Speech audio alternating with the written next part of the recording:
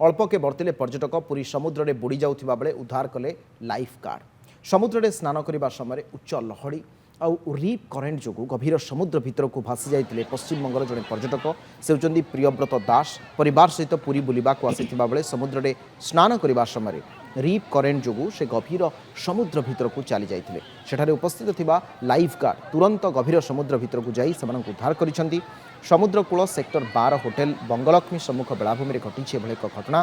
प्रियव्रत को प्राथमिक चिकित्सा प्रदान करा से सुस्थ अनुभव करिसेंती। किछु अमानिया पर्यटक लाइफ गार्ड कथा न शुणी गभीर समुद्र को स्नान करने को जाऊँ अनेक समय एभली घटना घटुवा कहुच्छे। देखुं जदि बर्तमान बंगोपसागर एक लघुचाप सृष्टि होती समुद्रर उच्च लहड़ी रही आपणकर से जो वार्निंग रही सांकेतिक भाव में जो सूचना फलक रही विपद संकेत गोटे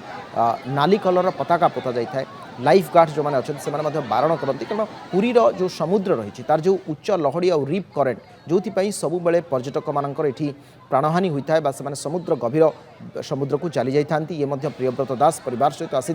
किंतु से समुद्र भितर को चली जाते आमे गोटे सचेतन गणमाध्यम भाव में लोक बारंबार कथा उल्लेख करुँ आप पुरी जाऊँच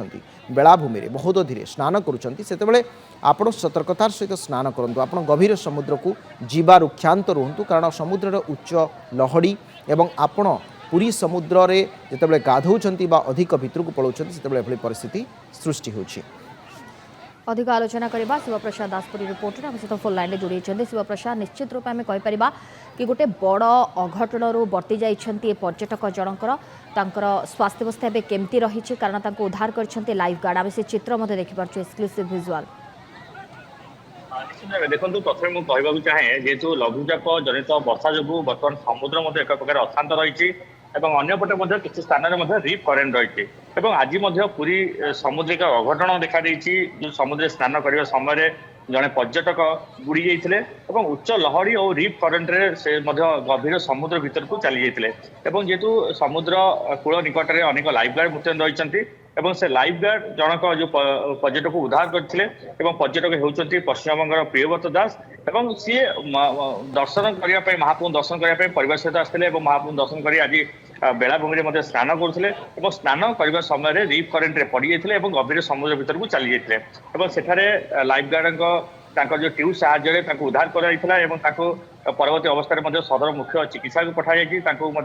चिकित्सित अवस्था एवं सुस्थ अच्छी जना पड़ी निहत भाव जेहेतु घटना बारंबार घटुची आप जानते जो वर्षा हुए लघुचाप जनित वर्षा हुए से समुद्र उच्च लहड़ी देखा दिए और विभिन्न स्थान रीप करेन्ट हुए से निमंते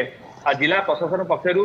विभिन्न जगार नाली पताका लग जाए जो नाली पताका जो जगह लग जाए से समुद्र स्नान करने बारण कराए विभिन्न समय आम देखीचु किसी अमानिया पर्यटक लाइफ गार्ड कथा न मानी गभीर समुद्र भीतर को जाती किसी पर्यटक मद्यपान कर समुद्र स्नान करते जहाँफल विगत दिन मानक अनेक पर्यटक मृत्यु घटी अनेक पर्यटक निखोज होती किंतु आज जीवन जाऊ जाऊ गोटे पर्यटक जीवन बंची जाइए लाइफ गार्ड उपयुक्त बुद्धि जो पश्चिमबंगर जो पर्यटक प्रियव्रत दास को उद्धार कर निहत भाव तेज उद्धार पर्यटक लाइफ गार्ड मैंने सुरक्षित भाव उद्धार करने प्राथमिक चिकित्सा जोगाई जाता अपन देखु जेहेतु अनेक समय पर्यटक समुद्र भीतर को चली जाती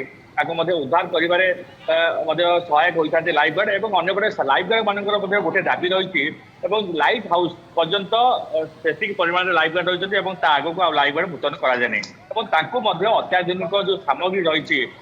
उद्धार करने मिलना से विभिन्न समय जिलापाल को जनई तार किसी सुफल बर्तमान सुधा मिलना ये घटना जी बारंबार घटुची पर्यटक अंपटे अवेयरनेस करा सचेतन करा सचेतन करा सत्वे पर्यटक मैं किसी अमानिया पर्यटक एभली भाव स्नान भीतर जाऊँच रीप करेन्ट रे स्नान करुँच उच्च लहड़ी मानुना जेहेतु जो लाइफ गार्ड मानकर गोटे दाबी रही